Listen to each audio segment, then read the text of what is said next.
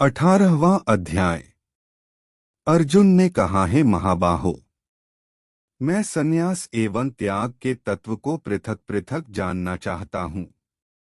श्री कृष्ण बोले, हे पार्थ, कामना वाले कर्मों के त्याग को ज्ञानी लोग संन्यास मानते हैं और अज्ञानी पुरुष फल के त्याग को त्याग कहते हैं। कोई पंडित कर्म को दोषयुक्त जानकर त्यागना ठीक कहते हैं, कोई यज्ञ दान तपादि कर्मों को छोड़ने योग्य बताते हैं। हे भारत, त्याग के विषय में मेरा ऐसा मत है कि त्याग 3 प्रकार के हैं। यज्ञ दान तप आदि कर्मों को नहीं त्यागना चाहिए, क्योंकि ये तीनों ज्ञानियों को भी पवित्र करते हैं। ये सब कर्म आसक्ति और फल को त्याग कर करने चाहिए। मेरा निश्चय मत यही है जो सर्वोत्तम है। अपने नियमित कर्मों का त्यागना उचित नहीं। यदि मोहवश ऐसा किया जाए तो वह तामस त्याग है। कर्म दुखप्रद हैं, यह विचार कर एवं शरीर के क्लेश के भय से जो त्याग करता है उसे त्याग का फल नहीं मिलता, यह राजस त्याग कहलाता है। हे अर्जुन, अपना नियमित कर्म अवश्य करने योग्य है।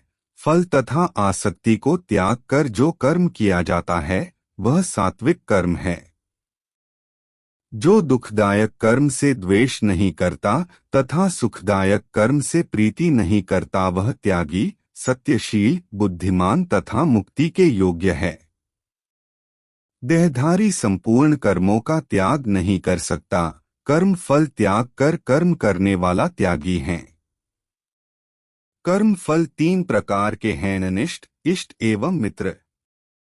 संपूर्ण कर्मों की सिद्धि के लिए 5 कारण सांख्य शास्त्र में कहे हैं, उनको सुनो। शरीर कर्ता, आत्मा, साधन, इंद्रिय, पृथक पृथक चेष्टाएं और देव शरीर, वाणी एवं मन से जो भला बुरा कार्य किया जाता है उसके ये 5 कारण हैं। ऐसे होने पर भी जो केवल आत्मा को ही कर्ता जानता है वह दुर्मति कुछ नहीं जानता। जिसको यह अहंकार नहीं कि मैं करता हूँ और जिसकी बुद्धि कर्मों में लिप्त नहीं है, वह मनुष्य प्राणियों को मारकर भी उनको नहीं मारता। ज्ञान, ज्ञेय और ज्ञाताए 3 ही कर्मों के प्रेरक हैं। कारण, कर्म और कर्ता ये 3 कर्म के साधन हैं। सांख्य शास्त्र में ज्ञान, कर्म और कर्ता नए सात्वादिक गुण के भेद 3 प्रकार के हैं, इनको भी सुनो।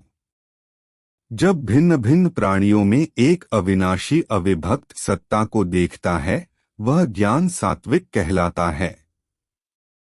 जिस ज्ञान से प्राणियों में नाना प्रकार की सत्ताएं दिखाई देती हैं उसको राजस ज्ञान जानो। ऐसा ज्ञान जिससे बिना कारण और सत्यार्थ के जाने एक ही कार्य में लगा रहे वह अल्प और तामस है। जो कार्य फल की इच्छा से किया जाता है वह राजस कर्म है। जो कर्म परिणाम, धन का खर्च, दूसरे की पीड़ा और अपना पुरुषार्थ न जानकर मोहवश किया जाता है वह तामस कर्म कहलाता है। जो कर्ता संग्रहित, अहंकार, धैर्य और उत्साह से युक्त तथा कार्य सिद्ध होने और न होने में समान रहता है वह सात्विक कर्म कहलाता है। जो कर्ता आसक्ति से युक्त, कर्मों के फल को चाहने वाला, लोभी, दूसरों को कष्ट देने वाला, अशुद्धाचारी, हर्ष और शोक से लिप्त है वह राजस कहा गया है। जो कर्ता अयुक्त, अशिक्षित, घमंडी, धूर्त एवं दूसरों की आजीविका का नाशक एवं शोक करने वाला, आलसी और दीर्घसूत्री है वह तामस कहा जाता है। गुण की तरह बुद्धि और धृति का, धारण शक्ति के भी 3 भेद हैं, सुनो। जो बुद्धि, प्रवृत्ति निवृत्ति, कर्तव्य कर्तव्य, भय अभय और बंधन मोक्ष को जानता है वह सात्विकी है। हे पार्थ, जिससे धर्म अधर्म और कर्तव्य कर्तव्य का ठीक निश्चय नहीं होता वह राजसी है। जिस अज्ञान से ढकी बुद्धि करके मनुष्य अधर्म मानता है वह तामसी है। जो कथा प्रसंग से फल की इच्छा करता है, जो धर्म अर्थ काम को धारण करता है वह राजसी वृत्ति है। जो मूर्ख निद्रा भय शोक विषाद एवं मद को नहीं त्यागता वह तामसी वृत्ति है। अब तीनों प्रकार के सुखों को सुनो। जिस सुख में साधक मनुष्य भजन ध्यान और सेवादि के अभ्यास से रमण करता है और जिससे दुखों का अंत हो जाता है, आरंभ में विष के समान परंतु परिणाम में अमृत के तुल्य होता है, ऐसा सुख सात्विक कहा गया है। जो सुख विषयों और इंद्रियों के संयोग से होता है वह आरंभ में अमृत तुल्य प्रतीत होता है परंतु परिणाम में विष के तुल्य होता है, ऐसे सुख को राजस कहते हैं। जो सुख आदि और अंत दोनों में मनुष्य को मोह में बांधता है और जो आलस्य तथा प्रमाद से उत्पन्न होता है वह तामस है। शमन दमन तपस्या पवित्रता क्षमा नम्रता ज्ञान अनुभव और परलोक में श्रद्धाएं ब्राह्मणों के स्वाभाविक सिद्ध कर्म हैं। बहादुरी तेजस्विता धैर्य चतुराई युद्ध में स्थिरता उदारता और प्रभुता ये क्षत्रियों के स्वाभाविक कर्म हैं। खेती गौरक्षा आदि वैश्यों के स्वाभाविक कर्म हैं तथा सब वर्णों की सेवा करना शूद्र का भी स्वाभाविक कर्म है।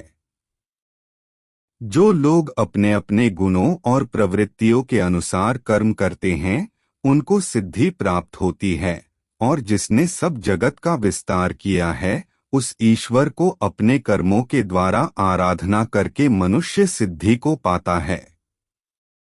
दूसरे के उत्तम कर्म से अपना नीच कर्म ही श्रेष्ठ है। स्वाभाविक कर्म करने से पाप नहीं लगता। सर्वत्र आसक्ति को छोड़ने वाला आत्मा जीतने वाला इच्छा रहित मनुष्य संन्यास के द्वारा नैष्कर्म में परम सिद्धि को पाता है। वह फिर कैसे ब्रह्म को प्राप्त होता है, सो मुझसे सुनो, यही इस ज्ञान की परानिष्ठा है। शुद्ध बुद्धि से युक्त होकर धृति द्वारा इस मन को वश में लाकर शब्दादि विषयों को छोड़कर राग द्वेष से रहित होकर एकांत में रहने वाला तथा परिग्रह छोड़कर ममताहीन और शांत मनुष्य ब्रह्मा भाव के योग्य होता है। व्रत को प्राप्त हुआ पुरुष दत्तचित होकर शोक व अभिलाषा को नहीं करता और जीव मात्र में समदर्शी होकर मुझमें परम भक्ति पाता है। इस प्रकार ज्ञानी सदैव मुझमें निवास करने वाले सब कर्मों को भी करता हुआ मेरे अनुग्रह से अविनाशी सनातन मोक्ष पद को प्राप्त होता है। तत्पश्चात तत्व से मुझे जानकर फिर मन से मुझ में ही प्रवेश करता है। सावधानी से अपना मन मुझ में स्थिर कर और सब कर्मों को मुझी में अर्पण कर बुद्धियोग के आश्रय से निरंतर अपने चित्त को मुझ में लगाओ। मेरे में चित्त लगाकर मेरी कृपा से दुर्गम कष्टों से तर जाओगे। यदि अहंकार से मेरी बात सुनोगे तो नष्ट हो जाओगे। यदि अहंकार का आश्रय लेकर युद्ध नहीं करूंगा ऐसा मानते हो तो यह तुम्हारा निश्चय झूठा है, क्योंकि स्वभाव तुम्हें युद्ध करावेगा। हे कौन्ते, जिस कर्म को तू अब मोह से करना चाहता है उसे अपने स्वाभाविक कर्म से बंधा हुआ बेबस होकर करेगा। हे अर्जुन, जीवों के हृदय में स्थिर ईश्वर उनको माया से भरमा रहा है, मानो सब यंत्र पर चढ़े हैं। हे भारत, सब भावों में उसकी कृपा से परम शांति एवं मुक्ति को पाओगे। यह गूढ़ ज्ञान मैंने तुमसे कहा है। इसे भली भांति विचार कर जैसा चाहते हो वैसा ही करो। अब तू सबसे गूढ़ वचन भी सुन, क्योंकि तू मेरा परम मित्र है, इससे तेरे हित की कहूंगा। मेरे में मन लगाओ, मेरे ही भक्त हो, मेरा यज्ञ करो और मेरा ही नाम जपो। सब धर्मों को छोड़कर मेरी शरण में आओ, मैं तुम्हें सब पापों से छुड़ा दूंगा। मेरा यह रहस्य ऐसे पुरुष से जो तप न करता हो मेरा भक्त न हो कभी भी नहीं कहना चाहिए। जो इस परम गुप्त ज्ञान को मेरे भक्त में प्रकट करेगा वह मेरी परम भक्ति को पाकर अंत में निश्चय ही मुझ में लीन हो जाएगा। इस संवाद को जो कोई पढ़ेगा उसे मैं समझूंगा कि उसने ज्ञान यज्ञ में मेरी पूजा की। जो श्रद्धावान पुरुष दोष ढूंढे बिना इसको सुनेगा वह भी मुक्त होकर पुण्यात्माओं को मिलने वाले शुभ लोकों को प्राप्त होगा। हे पार्थ, तुमने एकाग्रचित से मेरे कहे हुए उपदेश को सुनाया नहीं? तुम्हारा अज्ञान से उत्पन्न हुआ मोह नष्ट हुआ या नहीं? अर्जुन ने कहा, हे भगवन, आपकी कृपा से मेरा मोह नष्ट हो गया है और मैंने स्मृति प्राप्त कर ली है। अब मैं संदेह रहित होकर स्थित हूँ, अतः आपकी आज्ञा का पालन करूंगा। संजय धृतराष्ट्र से बोले, हे राजन, मैंने वासुदेव और महात्मा अर्जुन का ज्ञान देने वाला अद्भुत संवाद सुना। व्यास जी की कृपा से साक्षात योगेश्वर श्री कृष्ण जी के मुख से इस परम गुप्त योग को मैंने सुना है। हे राजन, श्री कृष्ण और अर्जुन के इस अद्भुत पुण्यकारक संवाद को स्मरण करके मन बार बार प्रसन्न होता है। श्री कृष्ण भगवान के उस अद्भुत रूप को स्मरण करके मुझे बड़ा ही विस्मय होता है। हे राजन, मैं बारंबार प्रसन्न होता हूँ। मेरी ऐसी धारणा है कि जहाँ योगेश्वर भगवान श्री कृष्ण हैं और जहाँ पार्थ जैसा धनुर्धर है वहीं राजलक्ष्मी, विजय, ऐश्वर्य और अटल नीति है। श्री कृष्ण अर्जुन संवाद का मोक्ष संन्यास योग नामक 18वां अध्याय पूर्ण हुआ तथा श्रीमद् भगवत गीता संपूर्ण हुई। कृपया चैनल को सब्सक्राइब करें तथा बेल आइकन को अवश्य दबाएं। अपने सुझाव कमेंट बॉक्स में अवश्य लिखें। धन्यवाद।